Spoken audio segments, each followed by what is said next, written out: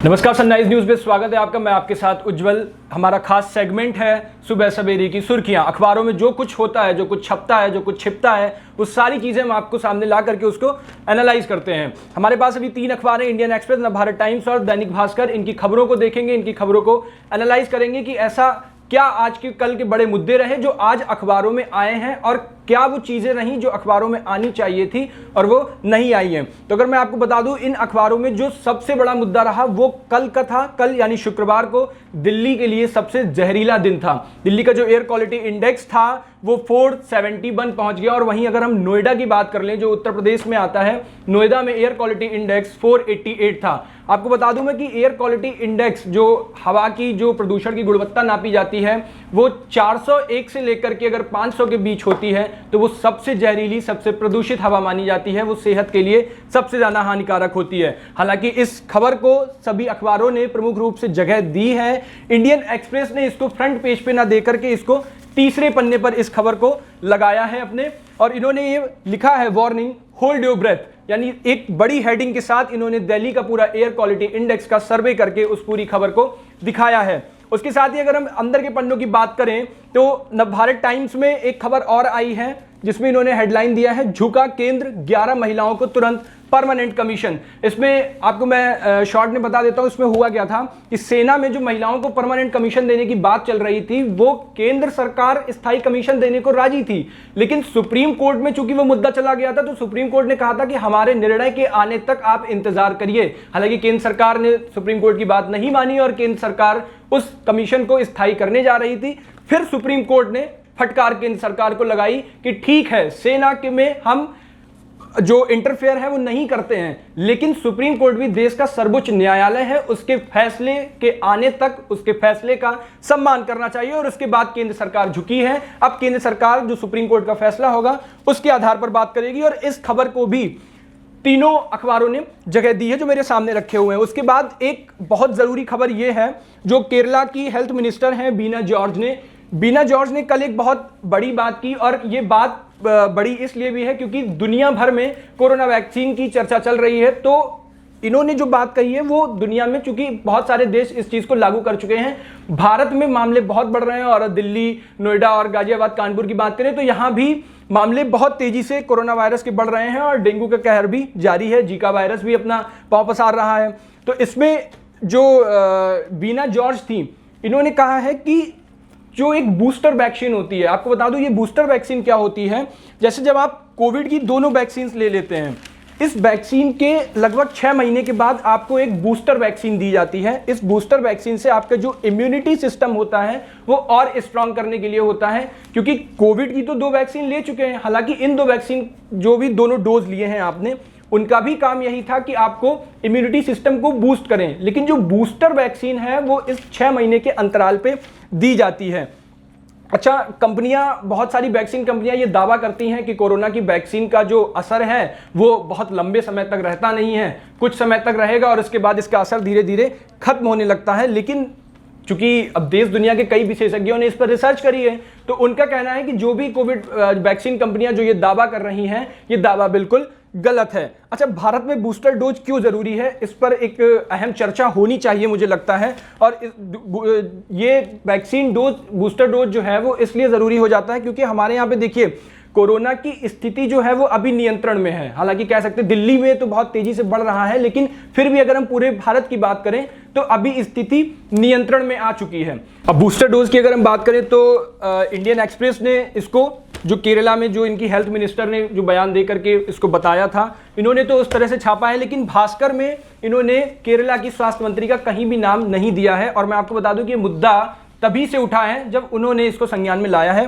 भास्कर ने इसको अपना एक्सप्लेनर करके इसको छापा है और पूरी डिटेल के साथ कि ये बूस्टर डोज क्यों लगानी चाहिए, ये भारत में क्यों जरूरी है, इसका फैसला कैसे होगा, संक्रमण बढ़ता है तो बूस्टर की जरूरत क्यों पड़ती है, तो ये इन्होंने इस तरह से छापा है। और अगर हम बात कर लें नवभारत टाइम्स की, तो नवभारत टाइम्स ने सिर्फ लास्ट के आखिरी पन्ने में अपने इन्होंने बहुत छोटे से एक उसमें लिख दिया है कि बूस्टर डोज की तैयारी मर्जी से ना लें। इन्होंने इस खबर को एक अलग ही रूप दे दिया है, ये अपनी मर्जी से नहीं लेनी है आपको। इसके बाद अगर अंदर के और पन्नों की बात करें जिसमें उत्तर प्रदेश की भी कई खबरें हैं, तो उत्तर प्रदेश में अब जैसे सरकार ने कहा है कि नो एंट्री परमिशन के लिए आवेदन देने की तारीख अब बढ़ा दी गई है। इसमें है क्या, जैसे ट्रैफिक पुलिस ने जो नो एंट्री परमिशन के लिए एप्लीकेशन सबमिट करने की जो डेडलाइन थी वो अब 1 महीने के लिए और बढ़ा दी है। तो अब जिन लोगों को, उनके लिए ये खबर फायदेमंद है जिन लोगों ने अभी तक आवेदन नहीं करवा पाया है। उसके बाद ही अब अंदर की और अखबारों की खबर देख ले, तो जो नवभारत टाइम्स ने पहले पन्ने पर कवरेज प्रदूषण की दी है, उसके बाद उसने चौथे पन्ने पर फिर दी है। यानी कि इसने इतना बड़ा मुद्दा बना करके और फिर इसको 2 बार इन्होंने उसको दिखाया है। हालांकि ये ठीक था, प्रदूषण का संज्ञान में आना चाहिए मामला और देना चाहिए। उसके बाद नवभारत टाइम्स ने एक जो अपोलो अस्पताल की स्टडी है उसका भी एक विश्लेषण दिया है यहाँ पे। कोविड-19 ने हर चौथे मरीज को डायबिटीज की बीमारी दी। अच्छा, इसमें हुआ क्या था कि जो कोरोना से संक्रमित लोग हुए थे जिस टाइम पे, उस टाइम पे उनका सब बाहर निकलना बंद हो गया था, एक जगह पे क्वारंटीन कर दिया गया था उनको। तो उस समय उनका जो खान पान हो गया था, वो चल फिर रहे नहीं थे, काम कुछ ज़्यादा कर नहीं रहे थे और खान पान उनका वही नॉर्मल प्रॉपरली था। तो उस वजह से डायबिटीज़ की जो बीमारी थी उसने पैर पसार लिया और डायबिटीज़ अब बहुत तेज़ी से लोगों में बढ़ रहा है। एक बहुत ज़रूरी उत्तर प्रदेश से जो खबर थी कल की, उस खबर को सिर्फ और सिर्फ नवभारत टाइम्स ने जगह दी है और अखबारों ने छुपा दिया है। वो खबर ये थी कि सलमान खुर्शीद ने एक किताब लिखी है। अब सलमान खुर्शीद ने जो किताब लिखी है वो किताब विवाद में आ गई।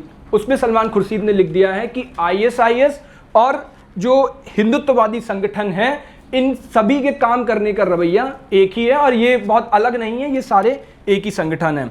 अब इससे भाजपा, भारतीय जनता पार्टी के नेताओं को और सभी को एक बहुत बड़ा मुद्दा मिल गया। अच्छा, एक चीज़ और देखनी चाहिए कि आगामी विधानसभा चुनाव भी हैं और जैसे होता है ना कि लोगों की कुंडली में दोष होता है, हम कह सकते हैं कांग्रेस की तो पूरी मंडली में ही दोष है। अब इतना बड़ा आप मुद्दा, भाई कौन इसको एग्री कर लेगा कि जो भी हिंदुत्ववादी संगठन है और ISIS की आपने एक साथ उनको कंपेयर कर दिया, तो ये कहीं से भी जायज़ नहीं है। इसमें गुलाम नबी आज़ाद ने भी भाई अपनी प्रतिक्रिया दी और सभी आए, लेकिन सलमान खुर्शीद ने कह दिया कि मैं इस पर कोई प्रतिक्रिया नहीं देना चाहता हूं और जो भी लोगों ने कहा है मैं उस बहस में नहीं पढ़ना चाहता, मुझे जो लिखना था भाई वो मैंने लिख दिया।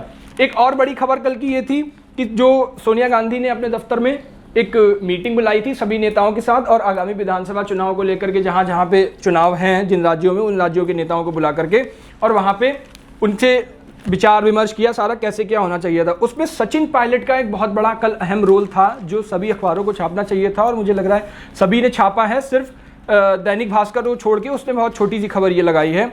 तो पायलट ने बोला है कि जितने भी वैसे पुराने नेता हैं आपके पास जिन्होंने आपका संघर्ष के दौर में बहुत साथ दिया है, उन्होंने पार्टी के लिए बहुत संघर्ष किया है। एक खबर और आगामी विधानसभा चुनाव को लेकर के है कि फेसबुक जो कि एक सोशल नेटवर्किंग साइट है और बहुत तेजी से अपने इंडिया में चलती है, करोड़ों लोगों का अकाउंट है उस पर।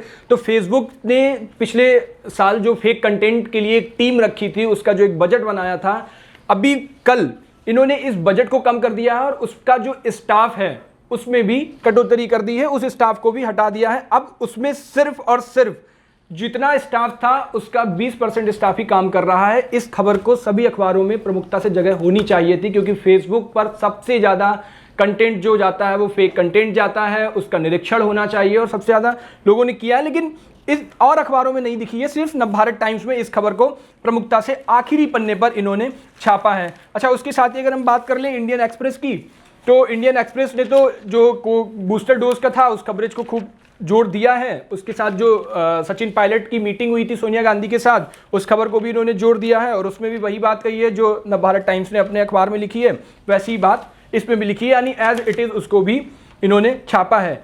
इंडियन एक्सप्रेस में एक एडिटोरियल है, वो बहुत ज़रूरी है, वो आप सभी को पढ़ना चाहिए और मैं आपको सजेस्ट करूंगा, द राइटर ऑफ अनबिलोंगिंग। इस आर्टिकल को आप ज़रूर पढ़िए अगर आपको ये कहीं से मिल जाए। इसको जो लिखा है वो प्रोफेसर हैं अशोका यूनिवर्सिटी की, इंग्लिश प्रोफेसर हैं वो रीता कोठारी, इनका आपको जरूर पढ़ना चाहिए। और एक DU की असिस्टेंट प्रोफेसर हैं Aditi Narayan Paswan, capital against caste. इस एडिटोरियल को आपको ज़रूर पढ़ें। इसमें सारा उन्होंने बताया कि जिस तरह से आपको जो इन्वेस्टमेंट लाओ, जो इस इंडस्ट्री में लाओ, तो वो किस कास्ट के लोगों को ज़्यादा आपको करना चाहिए। आगे कास्टिज्म है इसमें, लेकिन उस आपको बिल्कुल निष्पक्ष होकर के इस चीज़ों को पढ़ना चाहिए। तो ये थी अखबारों की आज की सुर्खियां, जो भी कुछ छपा जो छिपा वो सारी चीज़ें आपके सामने थी। अब आप देखिए, जब अखबार पढ़ा करें तो सिर्फ एक अखबार पर केंद्रित मत हुआ करिए कि सिर्फ एक ही अखबार आपने पढ़ा और उसके हिसाब से अपनी विचारधारा तय कर ली। आप सभी अखबारों को पढ़ा करिए। आज के दौर में ये बहुत जरूरी है कि निष्पक्षता के साथ सारी खबरों को पढ़ें और फिर अपने आपस में ही, अपने अंदर ही ये विचार करें कि कौन सी खबर और अच्छे से लिखी जानी चाहिए थी और कौन सी खबर को दबा दिया गया है और कौन सी खबर बहुत शानदार लिखी है, जो किस तरह से जो भी, और फिर उसके बाद प्रतिक्रिया इन अखबारों को जरूर भेजा करिए। तो अगले दिन फिर आपके लेकर आएंगे जो भी सुर्खियां होंगी। तब तक के लिए इजाजत दीजिए। नमस्कार।